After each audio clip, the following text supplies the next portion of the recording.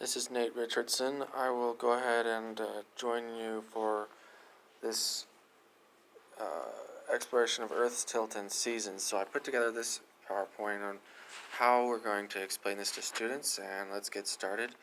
So first thing, the seasons of the Earth. So the way that the Earth is tilted 23.5 degrees on its axis is why we have seasons. Okay. It's going to stay that tilt. I have students say, oh, well, maybe it's going to tilt the other way when it goes on the other side. And no, it's the same tilt, and it goes around the sun. And the most of the sun light hitting the northern hemisphere is when we have summer. Of course, that's the southern hemisphere's winter, when they're experiencing the least amount of sunlight. So it's kind of a fun thing when students see that light bulb go on and they say, oh, the southern hemisphere is the opposite seasons. Okay, so let's keep going, and we're going to have some more pictures and things to help with this. Okay, a simple representation shows that half of the Earth is always lit by the sun, but that doesn't mean there's an equal amount of sun on the northern and southern hemispheres. Okay, there's always going to be half of the Earth lit by the sun and half of it not. Okay, day and night. But this is not the same thing as over time, as the Earth spins day after day after day, which part of the Earth is most exposed to the sunlight. Okay, we're going to look at some more here. So there's solstices and equinoxes. The solstices are in the summer and the winter, when the sol, or the sun, is hitting the most on the north, when the summer, what we call summer solstice, and that's the day of the beginning of summer, and the day of the winter solstice, beginning of winter, when the sun is most directly hitting the southern part. Now, in the spring and summer, you'll notice there's still tilt. It's just that the rays are hitting the sort of, you could call it the other side of the Earth, where the tilt doesn't really make a difference. So they're equal equinox. It's the spring and summer. Excuse me, the spring and the fall. Okay, let's move on here. Okay, so as you can see, there are, in the winter time, when the southern half of the world is tilted towards the Earth, you'll have more hours of sunlight in the south and less hours of sunlight in the north. And it gives dates there for the 21st of September and so forth, when those seasons start. Latitude. As latitude increases, the intensity of solar energy that strikes an area decreases and climate becomes cooler. So solar intensity, if it's at a 90-degree angle, that's direct solar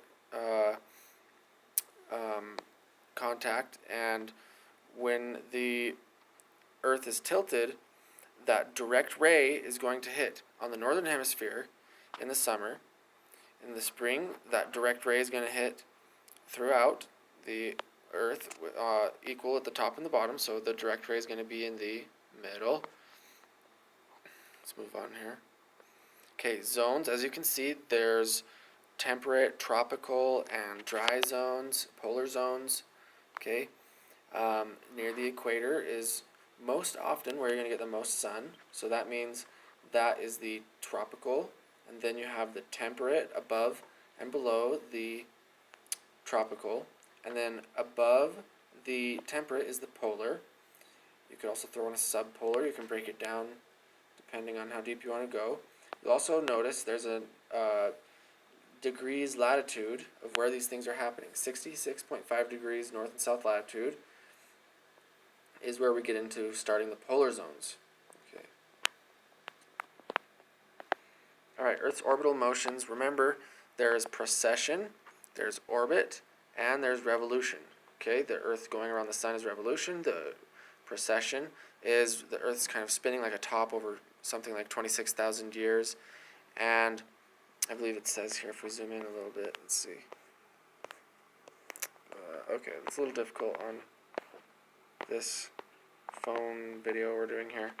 Anyway, you'll notice the Earth is spinning like a top. It's spinning around.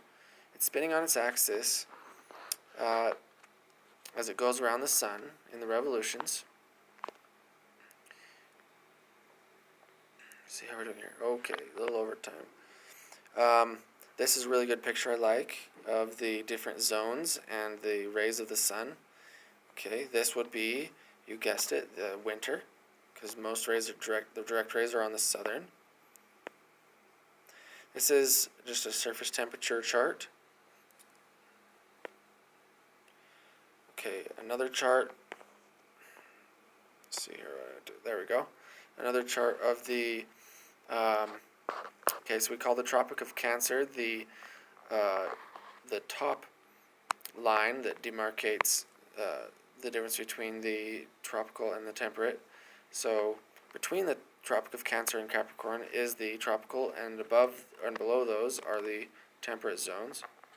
Well, the equator is the middle of the tropical. Okay, the Cancer, that is where the sun rays hit most directly when you're in the summer, and the sun rays hit most directly on Capricorn when you're in the winter. Again, some lines demarcating the polar, the tropics, and the so forth, the equator.